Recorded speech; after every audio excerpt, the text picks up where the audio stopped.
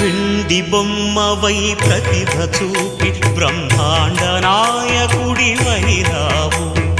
మాతా పితలకు ప్రదక్షిణముతో మహాగణపతిగా మారావు. భక్తుల మొరలాలించి బ్రోచుటకు గజముఖ గణపతివైనావు. బ్రహ్మాండమునే బొజ్జలో దాచి లంబోదరుడవు అయినావు. లాభము శుభము కీర్తిని పూర్వక లక్ష్మీ గణపతివైనావు.